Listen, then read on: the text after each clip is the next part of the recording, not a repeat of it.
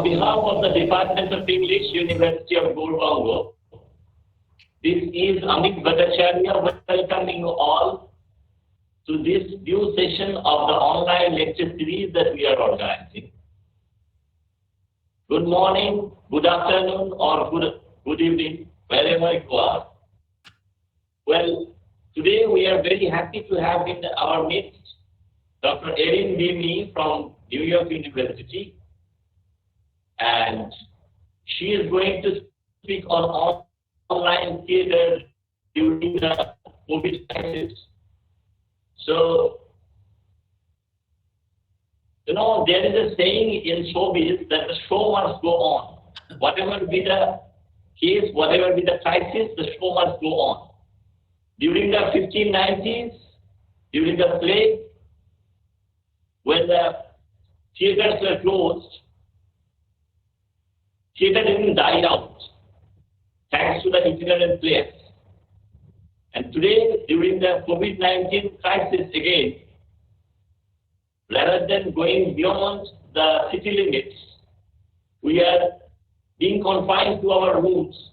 But thanks to the internet, thanks to the World Wide Web, we can do certain things in order to nurture our creativity, in order to continue with performance and entertainment. So that is what Dr. Me is going to talk about. Without further ado, let me now request my colleague, Dr. Sohipendra Banerjee, to conduct the session.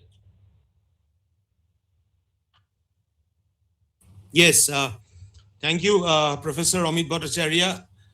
Yes, I mean, we have among us Professor Erin B today, which is a very special moment for me also personally, because as a researcher, as a humble researcher of the modern Indian theatre, I have been reading up her works, her articles, and my first brush up with Professor Me was way back when I was looking for Mahesh Dattani, and I found this interesting interview that Me had conducted for Performance Arts Journal Paj with Mahesh Dattani. That was wonderful, and it had led many of us, many scholars later on also, have been reading your works.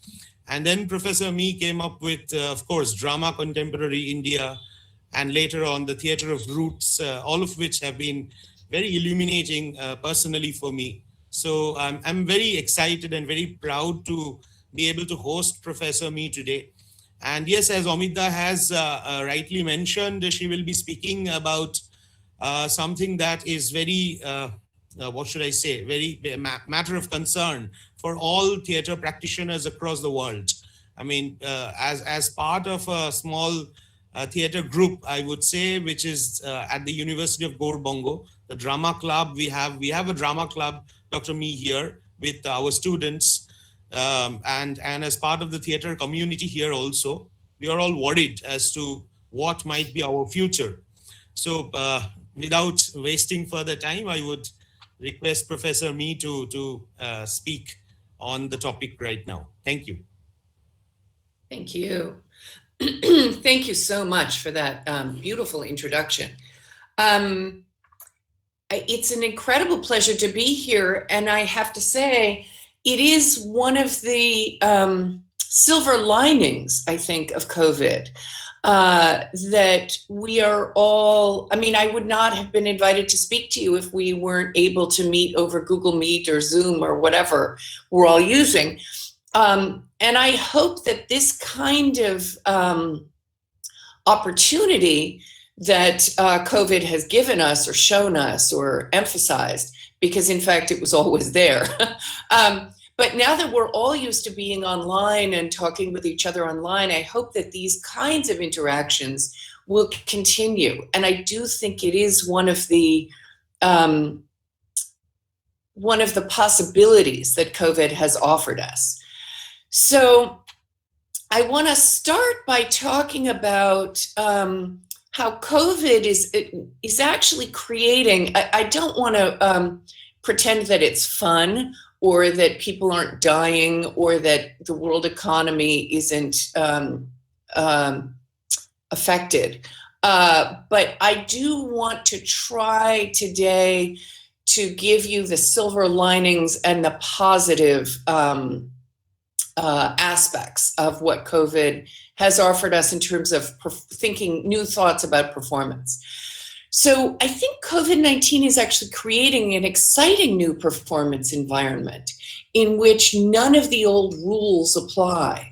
And artists around the globe are creating and embracing new modes of performance on platforms that come with their own specifications, creating new dramaturgical structures and what often feel like new modes of engagement and interaction.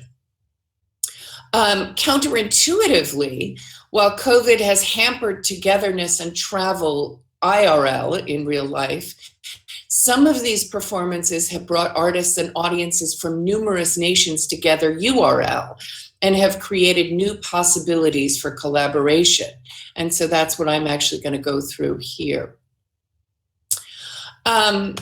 So I'm going to start by talking, since most of what we're experiencing now during COVID is online or digital performance of one kind or another, I actually want to point out that digital performance has been going on for a while, even before COVID. And so you see on what is my left, I don't know how this is showing up on your screen, but there was an adaptation of Romeo and Juliet done on Instagram. I'll talk about that more later and my picture will show up better. I apologize for that. In the middle, you see Avatar Repertory Theatre, which is a theater in this online world called Second Life. And then on the right, you see Subway Plays, which is a site-specific audio or smartphone play for the New York City subway system. So I'll start by talking about some of the things that have been going on already. In fact, I hate to say it, but I think Avatar Repertory Theatre no longer exists. Their last performance was 3 years ago, so I don't know what they're doing. But Second Life hosts the Avatar Repertory Theatre, whose mission is to challenge barriers and explore art, theater, and stagecraft in immersive, user-created virtual worlds. And so what you see on the screen, I hope, is an image from their production of Oedipus Rex. And so this is Oedipus, pre-gouging his eyes out. And so you see that this is not an actor, this is an avatar that was created digitally and performed with the voices of certain actors. But in a certain sense, it's like an animation, right? Actors, directors, designers, playwrights, and producers are connected around the globe in Second Life, creating live stage performances in real time to be enjoyed by an international audience. Performances occur, as they say, in the privacy of your own home. And they have presented Two Gentlemen of Verona, Oedipus Rex, The Learned Ladies, et cetera, et cetera. So audiences have to create an account and an avatar in Second Life to attend these productions, which do not, I would say this doesn't reimagine theater so much as present theater in a very conventional way, but in a virtual space. I will say, if you're going to go on Second Line, do be a bit careful. The first time I went on Second Line, my avatar accidentally tripped over someone and sat in someone else's lap because I wasn't sure how to use the controls yet. So I practiced a little bit before you end up sitting in a strange avatar's lap. But there are several other online environments. Graduate students in NYU's Tisch ITP department are creating a new virtual world for social interaction, which I think will be very useful for performance of all kinds, from formal theater to performances of self in online life. And it's called Yorb, and it continues to grow as people use it. In 2010, so 10 years ago, Jeremy Gable wrote a 4-character play for Twitter called The 15th Line, which is structured as a series of over 300 interrelated tweets between 4 characters over a period of 8 weeks. So readers follow the 4 characters, reading the characters' tweets as and when they come up on their feed. So you see, this is Angela Giannini's tweet, and on the 8th of October and the 7th of October, she says something else, and then et cetera, et cetera. And this up in your upper left corner is a character, Patrick Hearson, who is a journalist. So I'll talk about how I set these up in a moment. So readers follow the 4 characters, reading the characters' tweets as and when they come up in their feed over the course of the 8 weeks. So the dialogue of and between fictional characters is actually interspersed with unrelated tweets sent by real people, creating what I think is a fascinating mix of the real and the fictional. Like a good haiku, Gable packs a lot into 140 characters, and what is not said is evoked, asking the reader to co-create the experience by filling in the gaps. And I'm sure that I'm speaking to a group of people who are familiar with theories of rasa, but if you're familiar with Abhinavagupta's gloss on the Natya Shastra and on Bharata, you know that one of the things that he stresses is the way that rasa occurs only between the performer and the partaker, right? So it's a co-created experience. And that I think is also true here on Twitter. And that's one of the things that I'm actually going to argue at some point, is that there are ways in which digital theater continues to be russic, maybe in a less strict sense of the term rasa. But so the reader is also the actor, right? Turning prosody into tone of voice and adding affect to each line of this new manifestation of closet drama. For those of you who are not familiar, closet drama was a form of drama where people would get the script and just read it out loud with each other instead of going to the theater. In spite of the brevity of each line, the play itself is durational. It lasts for 8 weeks, and it requires constant and consistent engagement and re-engagement with the 4 characters every day. You can't go see it, have dinner, forget about it, and then get on with your life. The 15th line requires a kind of dedication that many plays don't ask for, while simultaneously asking for less of a commitment from us by taking advantage of the fact that many of us are on Twitter every day. So each line requires less commitment, but the entire piece requires more. What you're seeing now are some screenshots of some posts. BuzzFeed in 2018 hosted an adaptation of Romeo and Juliet that asked, how would this story unfold if these characters had Instagram and interacted via Instagram? Romeo and Juliet became a queer, multiracial, interactive love story played out through the photos, stories, videos, and DMs of hopeless Romeo, who is down on the lower left of your screen, Mercutio, Juliet by the book, Queen Tybalt, Senator Capulet, and Paris, not Perez, who is up in the upper left corner. Adapting the play to Instagram was more than just a gimmick. The creators had something new to say about the characters, their relationships, the play, and our times, as well as the role of social media in creating and destroying alliances. And so this was a very interesting kind of double gesture, using Instagram to comment on Romeo and Juliet and using Romeo and Juliet to comment on Instagram. Smartphone plays, formerly known when we had iPods as pod plays, are an emerging genre of theater that take advantage of mobile technology to create site-specific audio-based theatrical experiences. In most cases, the audience downloads an audio file onto a smartphone or other mobile listening device, proceeds to a particular location because they are site-specific, and presses play.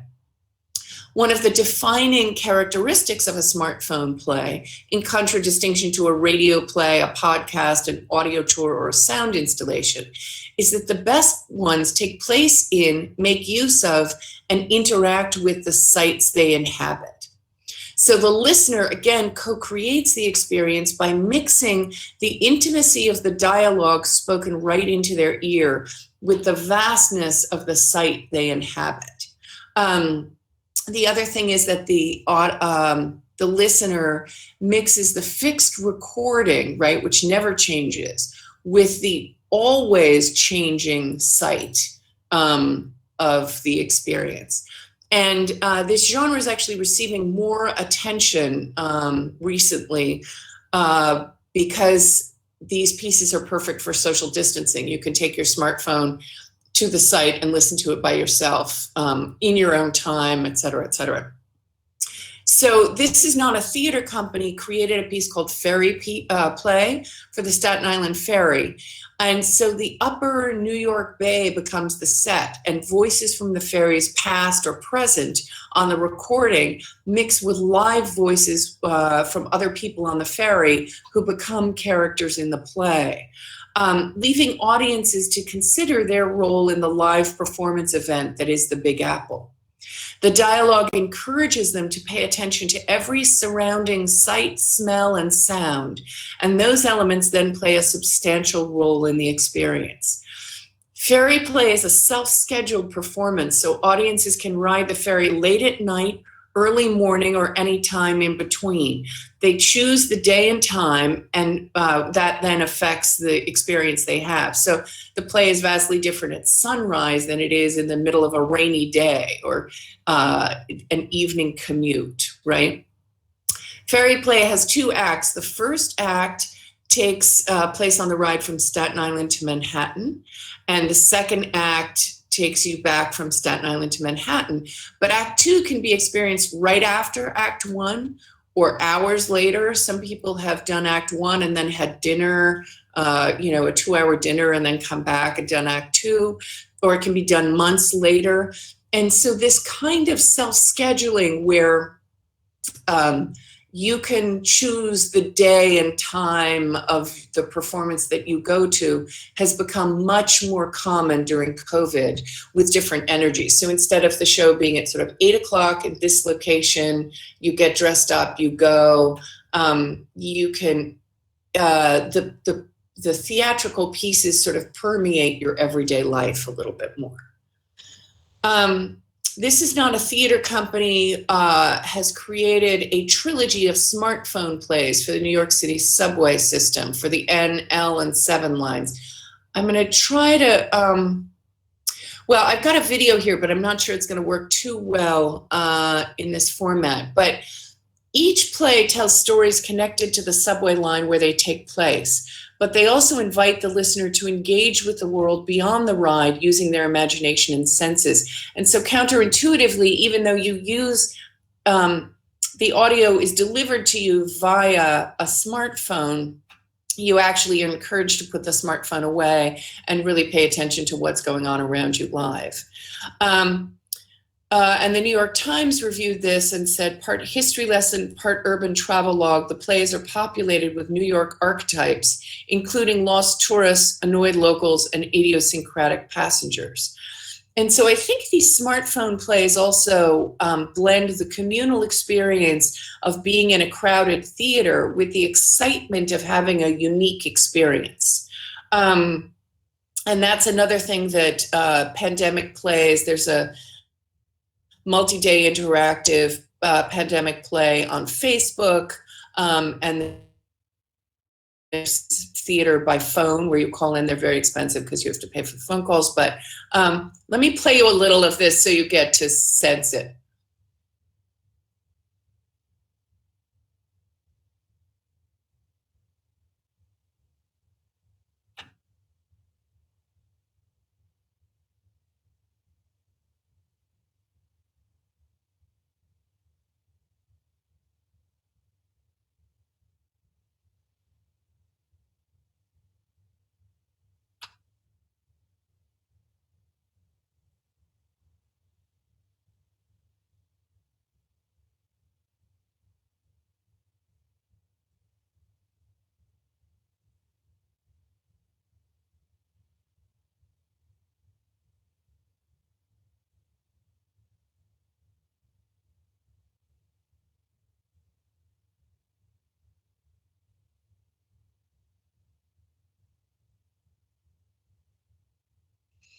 So I'm going to move forward then, but that gives you an idea of some of the things that were already going on digitally before COVID. But I think that once we hit COVID, communicating, at least I teach at NYU and we were told to use Zoom. And so suddenly every conversation I've been having, except with the people, my husband and my daughter, has been over Zoom.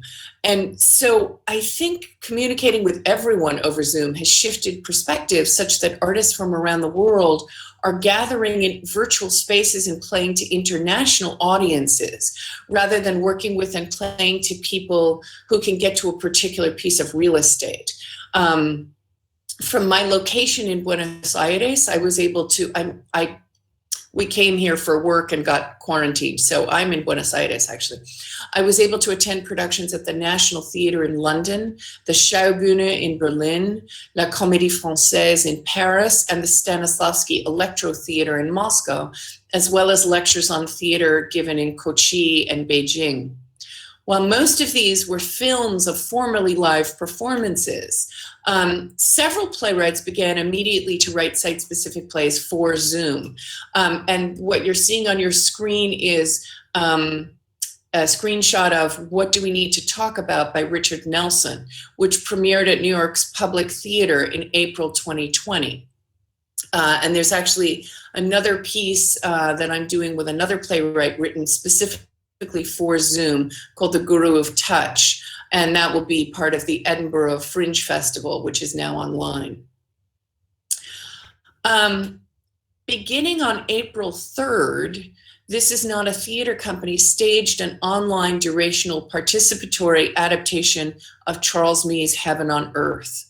Titled Life on Earth, it invited participants from around the world, from Argentina, India, Nepal, Turkey, China, the United States, and the West Bank, to send in dances, poems, songs, and snippets of what life on Earth felt like to them, which were organized according to the stage directions and dialogue in the original script. And this was performed. What you're seeing here is a screenshot of Discord on my computer. Discord is a gaming app originally, and we have found it very useful for this particular kind of theater. So what's interesting is that it was truly experimental theater. So we actually had no idea what was going to happen. But these artists showed us through their own artistic practices, through their own cultural references, and in their own languages, what life during COVID felt like.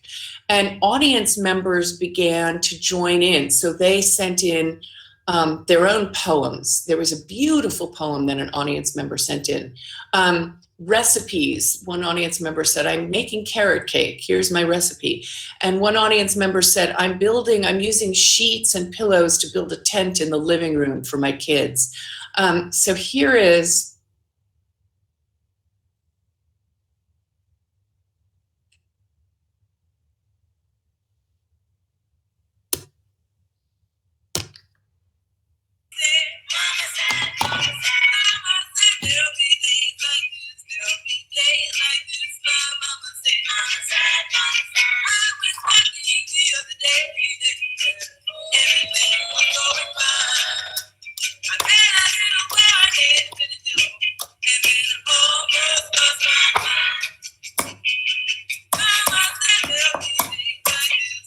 Okay, I'm going to move forward. This is a student of mine who was in a show I directed in Shanghai. And she's a beautiful, well-trained dancer, and here she is dancing in her living room.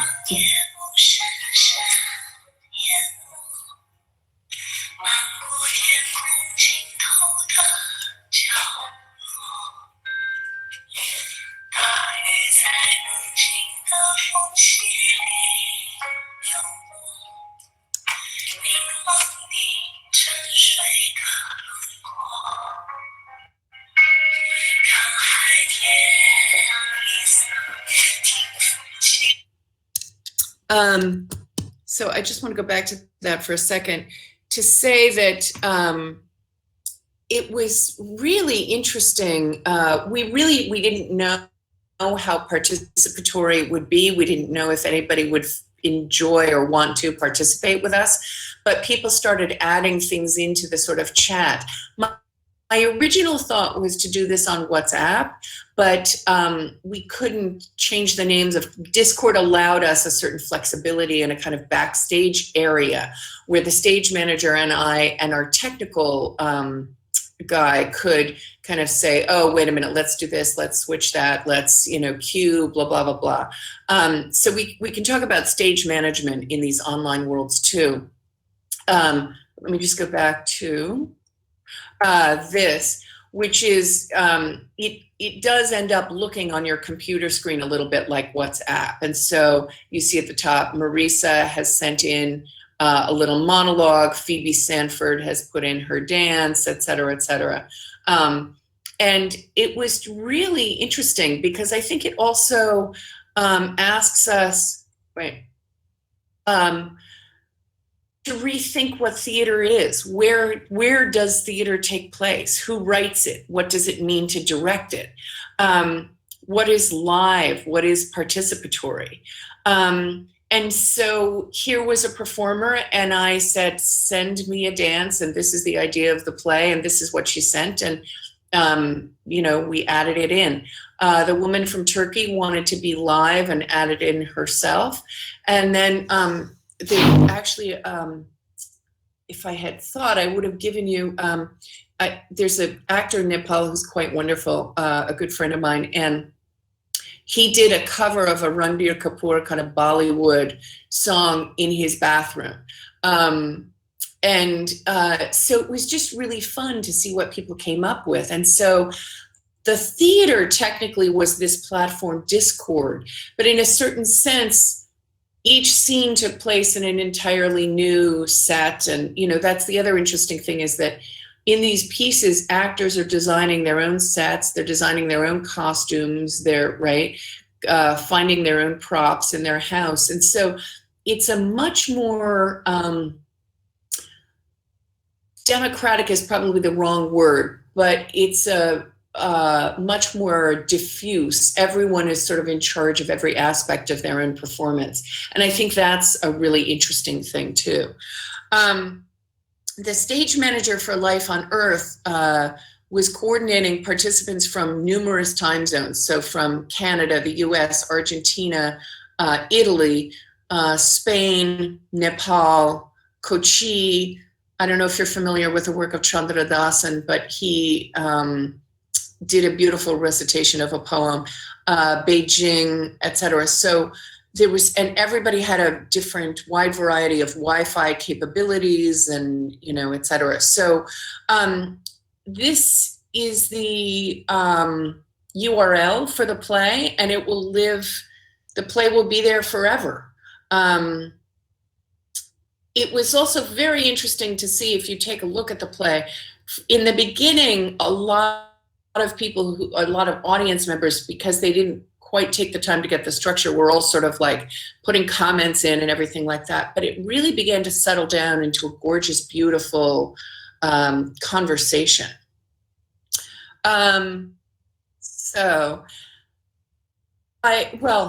Even before that, because people were already tired of their computer screens by the end of March and getting headaches, and I don't know about you, but I just kept getting these migraines from looking at my screen all the time.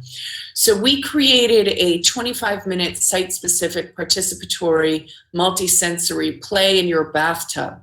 And the subtitle of it is an immersive audio spa for physical distancing. And so about 15 minutes before the play begins, we ask theater stayers, rather than theater goers, to fill a bathtub or foot bath or bucket with water. While it's filling, audiences gather their props and place them in or near the tub.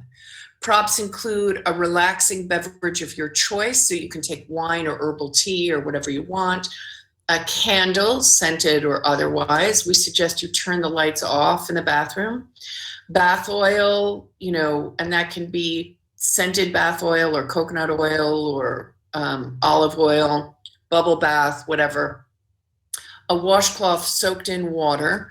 And then You relax in the tub, sip your beverage, smell your scent, and feel the warm water on your skin, and then listen to ASMR renditions of poetry. There's a dance for your fingers across the surface of the water. There's a little dance for your toes, and then there's some antiphonal singing.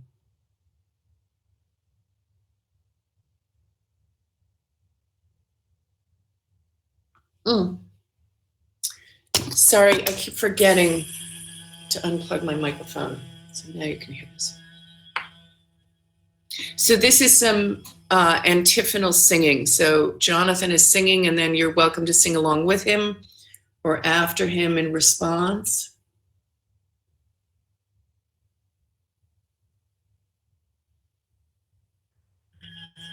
Actually, the volume's not great. I'm going to forward. I'm just going to keep going. So at the time of, as of today, the English language version has been co-performed by theater stayers in 29 countries, right? So suddenly, because it's an audio clip and it can travel, we're not in a theater, and which means that if I do something in New York, you can't see it. I could send you the audio clip and you could do this at home where you are tonight or tomorrow.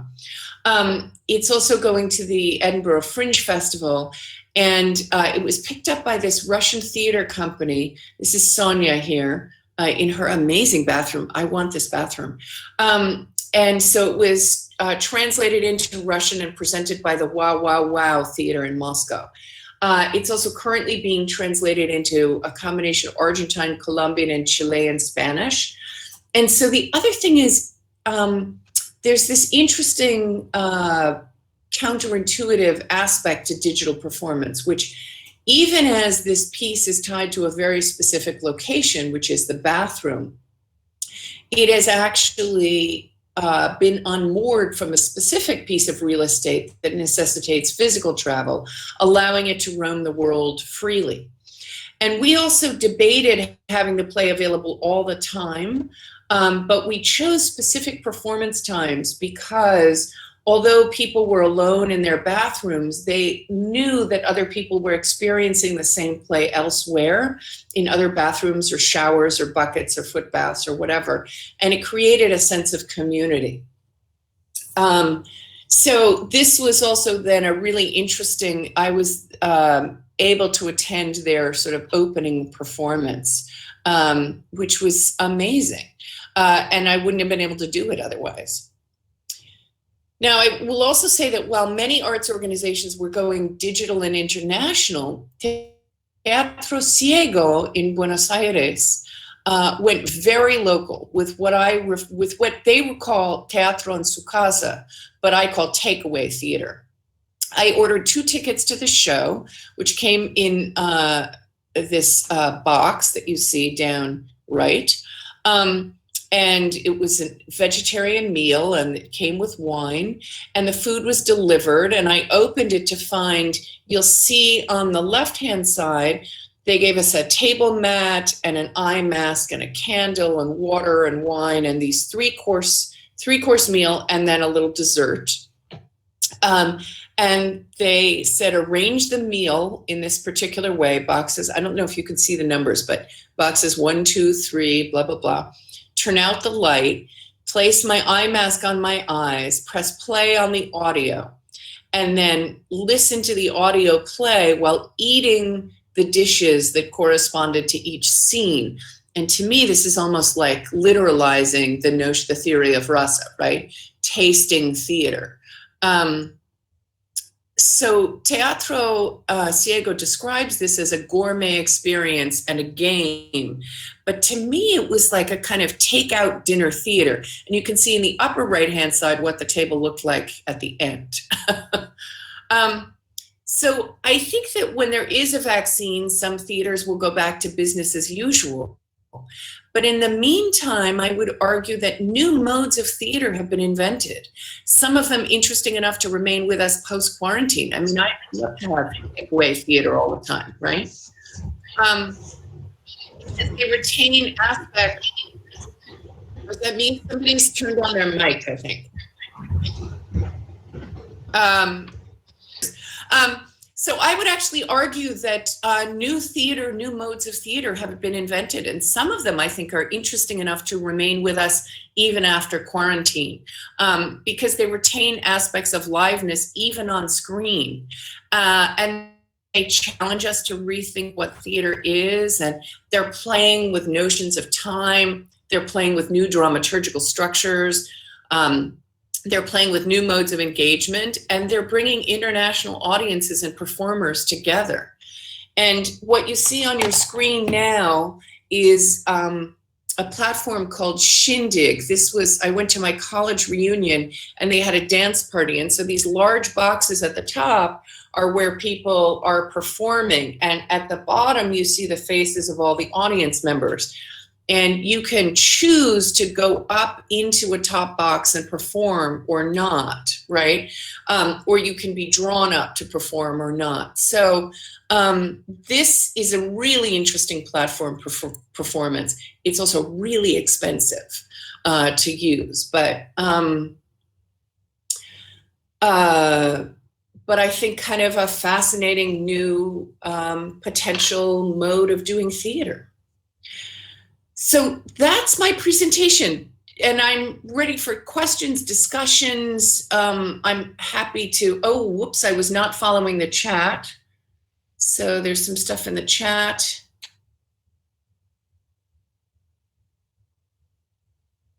Uh-oh, did I lose you? Because it wasn't clear in the screen? No, it's okay. I mean, we got that. Okay, great. Great. So, right. So thank you very much, Professor Me, for this. What should I say? I mean, so exciting presentation. I must say, and this really opened a new vista for performers, for theater artists here, and we could see how theater is taking place online or on screen. So that was very interesting. But we would like to carry on the discussion with some questions which must be there. I would invite the audience to send in their questions, preferably in the chat box, of course. Right. Yeah. So and address them. So I mean, one thing, ma'am, I would like to start this off with a question. Like, let us consider our position in India. Particularly in Malda, we are, let me explain this to you, we are at the northern part of West Bengal, and it's a provincial university that we represent. And so what do you, or what should we understand by theater? How should we define theater? And in particular, so I think there are some mental blocks, as far as I would say, in accepting the kind of experience that you were speaking of. So, is it necessary that we should expand our, way of understanding theater beyond the proscenium? And what is your take on this?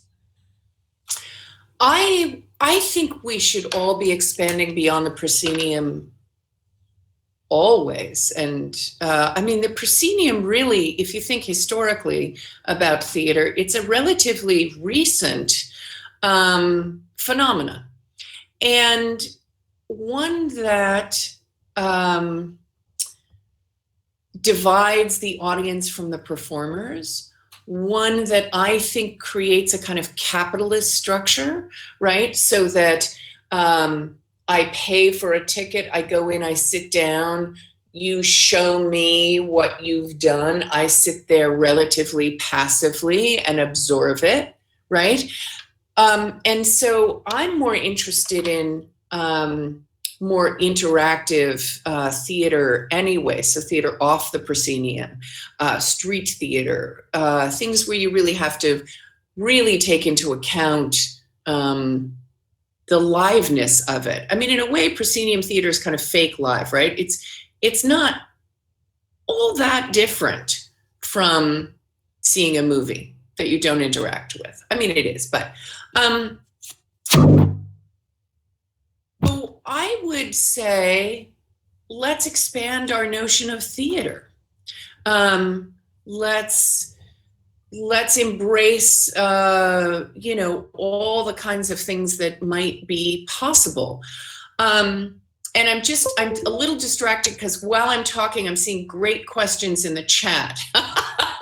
So I think that in areas where there's not much connectivity or internet, well, first of all, live theater is always going to be potent, right? So live theater is not going away.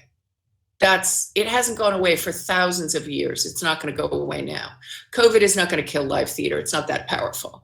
And in a certain sense, I actually think that all this, you know, time that we're spending on computers and smartphones and blah, blah, blah is in a certain way good for theater because it's driving us back to the live experience. Because I don't know about you, I'm so sick of being on my computer. I could just lose my mind, right? I'm ready to be back in a live theater. So I don't think there's any question about live theater not being important or potent or live theater dying. It's not going to die. It hasn't died. It's too robust, right? It's too, I do think connectivity and internet is an issue in this particular moment for these kinds of online theaters that I'm talking about. And one of the problems even is, you know, actors occasionally lose their connectivity. And so, you know, suddenly somebody will not be there to perform. So that's an answer to that. I will say, though, that some of these things that I was talking about, like these site-specific audio plays, all you need is a smartphone or a tape recorder or something.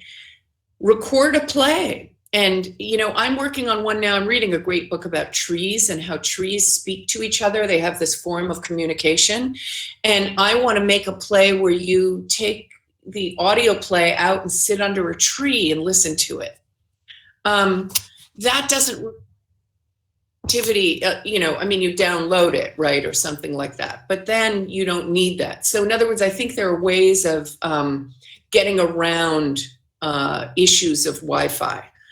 In response to, are there any platforms through which artists can perform in regional languages? Certainly. I mean, all these platforms that I just showed you can be used in any language. English is my first language, and so I am,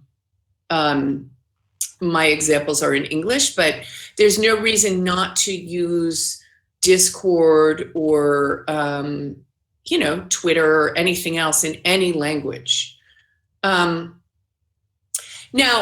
Mira asks, can street plays still be performed? It has a particular structure and ambience. Can that be replicated? I think that the street theater is obviously site specific in that one of the reasons one takes to the street, right? Again, thinking about Safdar Hashmi, thinking about Maya Rao's The Walk. Do you know that piece that she did in response to the Delhi bus incident? These pieces need to be in the street and are therefore sort of site specific, right? I mean, you want to perform Machine in front of a factory. You want to perform The Walk in a street that a woman doesn't feel safe walking down, right? Because that's the reclaiming that's going on. But I would say that if you can find a way to pre-record something now, somebody can go into a street and listen to the audio play, right? And that is still then a street theater. Street theater is a little dangerous now because you don't want hundreds of people gathering too close to each other without social distancing, right? That's how everybody will come down with COVID.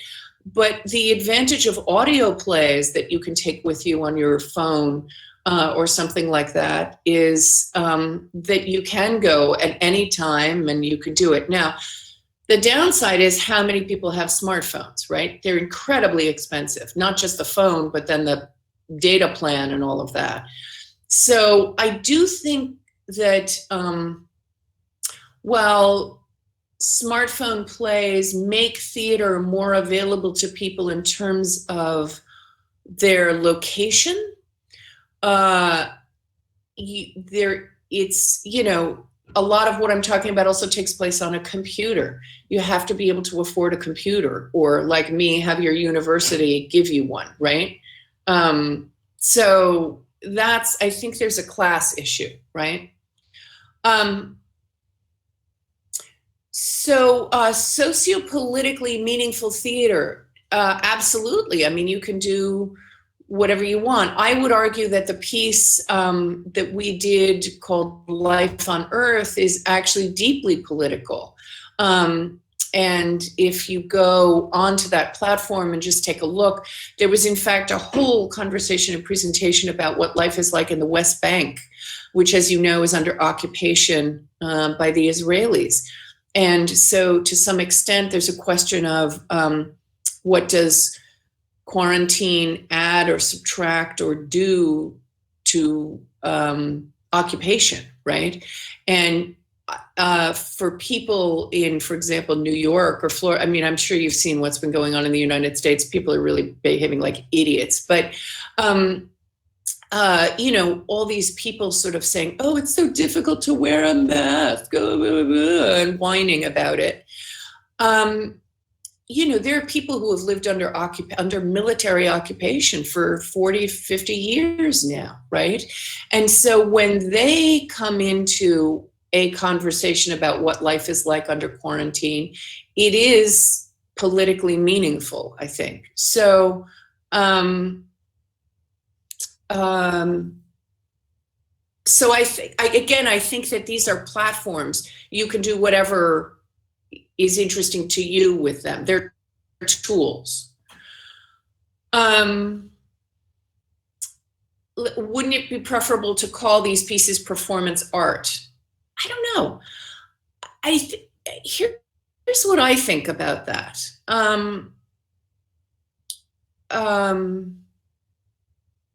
I think theater needs to expand. In other words, let's talk for a moment about where this distinction between theater and performing arts came from, at least in India, right? What happened was that when the British arrived, they began to use the term theater to apply only to plays that were playwright initiated, plot-based, text-driven, right? Stuck to the text, in which, you know, what the actors did was to interpret the text, but not to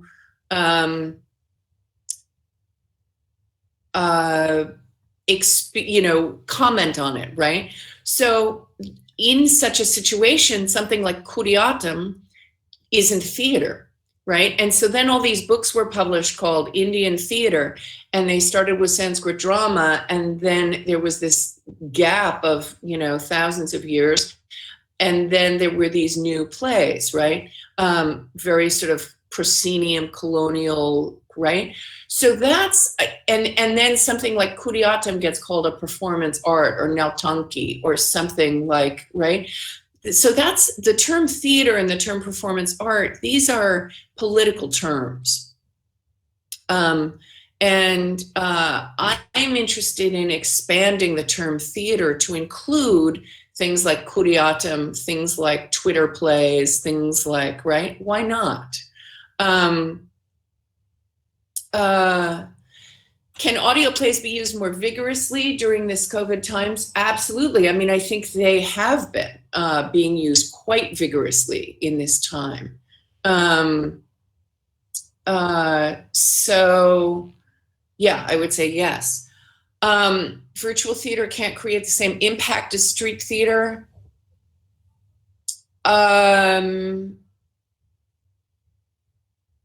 I think that depends on who you are and what you're, I mean, I think that maybe that's true for you, but I wouldn't say that that's true for everyone.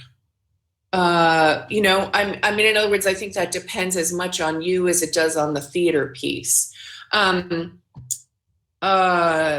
Many people have been really emotionally affected by that Zoom play, which I wasn't interested in.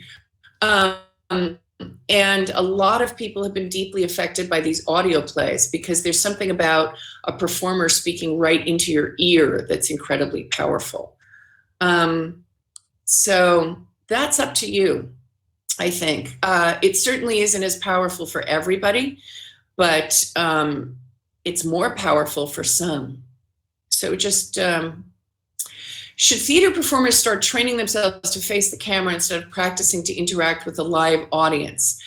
I think that's actually begun. There have been a lot of experiments in how to, so for example, right now, I'm looking straight at that green light on my computer so that it looks to you as though I'm making eye contact with you, even though I'm not.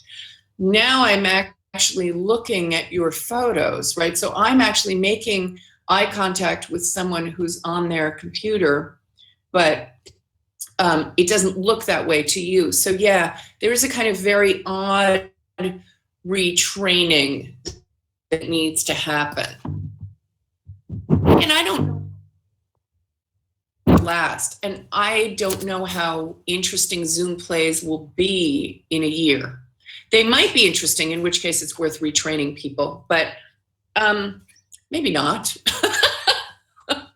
So that depends. Other questions, comments? I'm just sort of responding to stuff I'm seeing in the chat, but now you could just unmute yourself and. Yeah. Yes, I mean, actually, I got disconnected for a while, so I lost the questions in the chat box. But anyway, you have been responding to the questions in the chat box wonderfully. Thank you for that. So, is there anybody else who are willing to ask a question?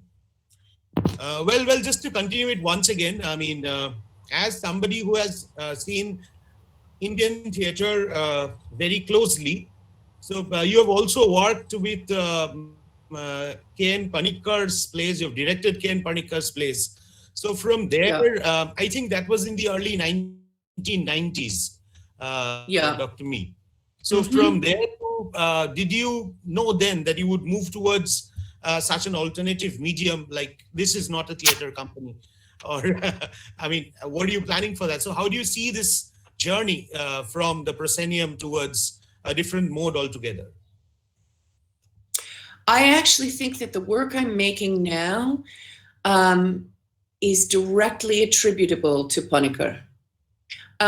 He taught me several things. When I was first working with his company, he said, okay, will you direct this scene? And I said, okay. And then he said, what are you doing? And I said, well, I'm, being faithful to the text. He said, why would you want to do that? Your job is to comment on the text or bring something new to it, right? Not to just follow it. So that was pivotal in my understanding of what my job as a director was. And then really, he was the one who introduced me to rasa. And I would say that right now I'm interested in creating rasic theater. And so to me, that means a dramaturgical structure that allows for, instead of the dramaturgical structure that leads to catharsis, where you have A leads to B, leads to C, leads to D, leads to the cathartic moment, etc. It's very linear. Rasa really requires like, oh, let's go down and explore this in greater depth and detail, right? So that a Kuriyatam performance takes 41 nights, right? And during those 41 nights, on any given night, a single line of text might take an hour to perform because the performer is commenting on and responding to the line of text. So that was interesting to me. I think the politics of rasa right now are very important because, again, catharsis moves forward by conflict, right? You get this character has a conflict with this character and they resolve it. And that's how the plot moves forward. Panikkar taught me that you can move forward through transformation. And again, I think that rasa allows us to move forward, so to speak, without being in conflict. Aristotle's theories teach us that we have to be in conflict all the time. I think that's actually not useful from a socio-political standpoint, right? So I think there are politics embedded in catharsis and politics embedded in rasa. And I think that the politics are much more important and interesting and useful to me. I do, for example, a theater piece in which that is multisensory and requires the audience to co-create it and does not have a linear dramaturgical structure and requires the audience to co-create it with me, I feel that I'm doing the kind of work that Panikkar introduced me to, whether that's on a screen, on a smartphone, or in a theater, or wherever that is.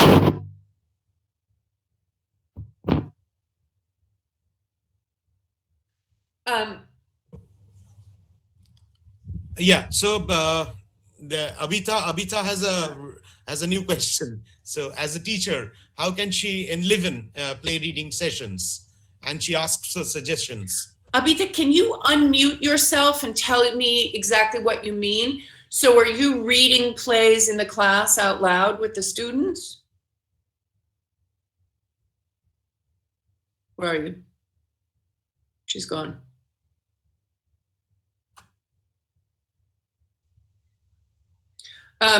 Okay, she may be having internet. She's there? Yeah, maybe it was, yeah. Yeah. She is there, but I think she can't, I mean, she's not able to unmute. Right. Okay, great. So Abita, would you respond to that? Or sure, let me respond. Yeah, no, let me respond. I just thought it would be nice to respond more directly. So I would say, lots of noise around. Yeah, no worries. Okay. I would say that on Zoom or Google Meet or something, I try to keep things as short as I can with my students. So usually my classes are 75 minutes and I've shortened them all to 60 minutes and given them a little extra homework. And then when we are online together, I try not to have it be reading things. I try to have it be interacting and conversation and things like that. I think that makes the class more interesting. Like, in other words, if they have to really get online and do something, and there's a reason that we're all live together. So I'm not, I guess, a little less interested in maybe reading the play live with them, but you could, if that's what you wanted to do, I think just give them each, it's harder because there's a lag, right, on these platforms. So it's harder to get sort of overlapping dialogue or people interrupting each other. So I guess I would just say, as people read, just have them breathe at the beginning and the end of every line. And that will ensure that people aren't talking over each other, and maybe keep themselves on mute when they're not speaking. I'm not sure. I'm not a play reading. You know what? Let me send you all a couple of links of a couple of other, there's some great things for teaching online that you might be interested in. And they are also useful for teaching movement work and voice work and things like that. So Dr. Banerjee, can I send that to you via email, those links, and you can forward them to everybody? Yes, of course. That would be nice. Yes, please. Great. Dr. Mee, just before we end, we are almost Hello, 1 hour now. Hello, ma'am. Yes. You want to ask any question? Yeah, I have a question. Like, as a very new theater artist, like, what would be the best way to keep myself going at that time? Like, as I started theater doing with my friends with a very new group, maybe before 4 to 5 months back. I'm missing a lot their company, laughing together, working together. And from last 3 months, I'm alone in my room. Maybe sometimes we are chatting, we are talking about those things, but I'm not growing that much. So what would be the best way to keep myself growing as a theater artist? That's a great question. And I created that audio play for the bathtub for 2 reasons. One is I thought, I need to keep myself going. I need a project. I need to do something, or I'm just going to get depressed or something, right? Because we're all sort of isolated. The human beings are social creatures. We're not meant to be isolated in our rooms with just computer screens as a mode of communication. So I did that. I also thought, what do I need? I need just some warm water just to, help me relax, because I was so sort of, tense about, am I going to get COVID? Is my family going to, et cetera. So I would say, think about what it is that, what is the theater you want to make, and start working on it today, right? Don't wait for somebody to write a play. Don't wait for start with a piece of music, or start with a movement, or start with a piece of text or a poem or something that inspires you, is interesting to you, keeps you going, something that you love to think about, and figure out then how to turn it into a piece, and then gather your company together and have rehearsals online. Use Google Meet or Zoom or whatever. But still, we will miss the warmth of the audiences, like the interaction of the audience, like presenting ourselves on the stage. Here we can have that response through like Facebook responses, like care, love reacts. But still, somehow, is it the only way right now to keep ourselves going? Like setting a camera in front of us, presenting ourselves and uploading that? Well, I mean, you could gather 300 people in the same room, but if somebody has COVID, that's actually an unsafe thing to do, right? So I don't recommend live theater in this particular moment. I really don't. I think it's not safe. And I think above all, as frustrating as it might be not to be doing theater now, it would be really frustrating if you die of COVID. Then you really won't be making theater. So the first thing to do is think about your health, right? And I think that, again, that platform that I showed you, Discord and things like that, you can feel the audience because they start interacting with you. And it's like a large WhatsApp group. Imagine if you had a WhatsApp group with, 100 or 200 people. You begin to be able to feel them in the room. Yeah, it's a different form of feeling. So just one more thing on the theoretical part. I mean, I was wondering about the kind of theater that you have been doing, even in the pre-COVID times. For example, the subway plays, the ferry plays. Do you think in this case, New York becomes, the city is of any kind of importance, or space, the location becomes important through these plays. So how are you exploring? Yeah. So how are you really looking at the city experience? That's a great question. First of all, the city is the set, right? And in that sense, Prashanto, to get back to your question, if you do site-specific audio plays, they can be experienced one person at a time, but still live. So you still are out in the world. Wear your mask, be safe, but you're still out in the world, right? And to get back, Dr. Banerjee, to your question, when we did subway plays, for example, rewrote the subway, I can't tell you how many times because I can't count that high, hundreds of times.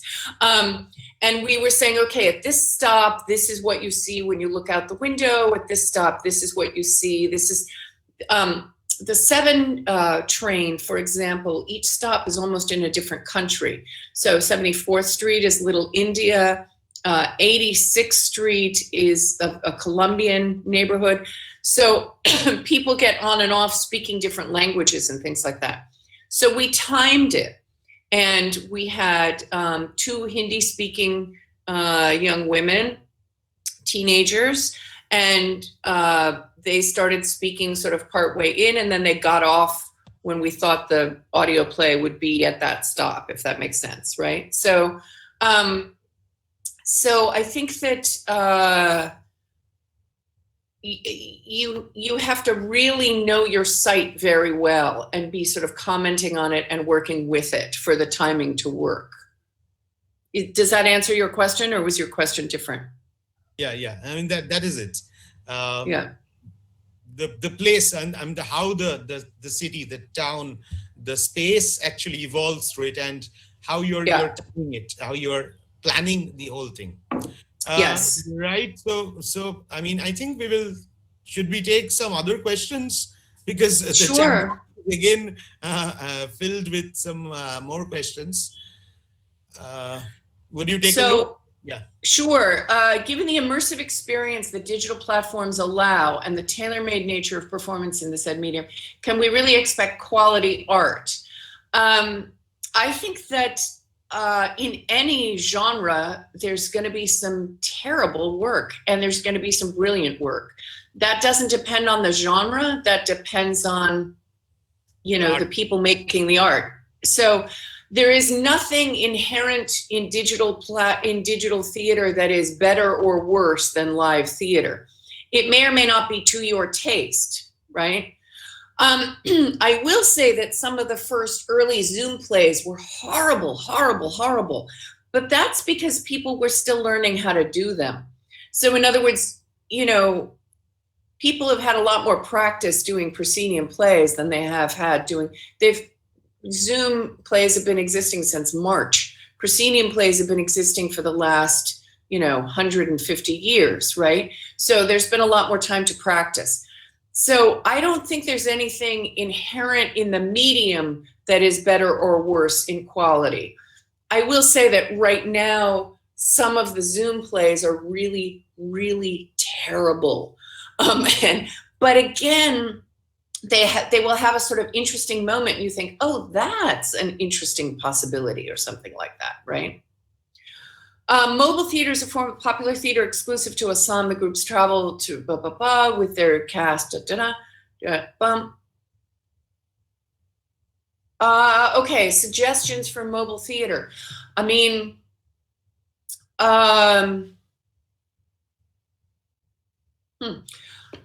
I would say this is a tough one.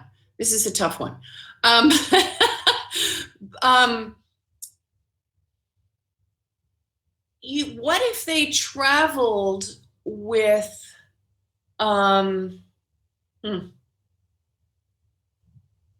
So if they've got lights and sound and stuff, they're traveling with No, I think traveling is a kind of a possibility right now. Some groups have already started experimenting. The point is going outside. For India, actually, the challenge right now is going outside the proscenium. So in a way, I mean, your discussion has expanded that to a great extent.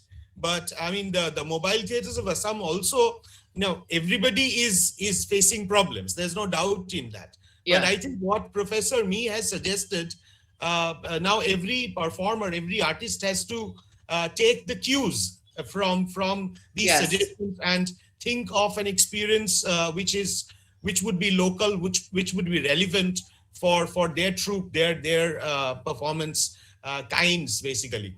I think that is how we could see it.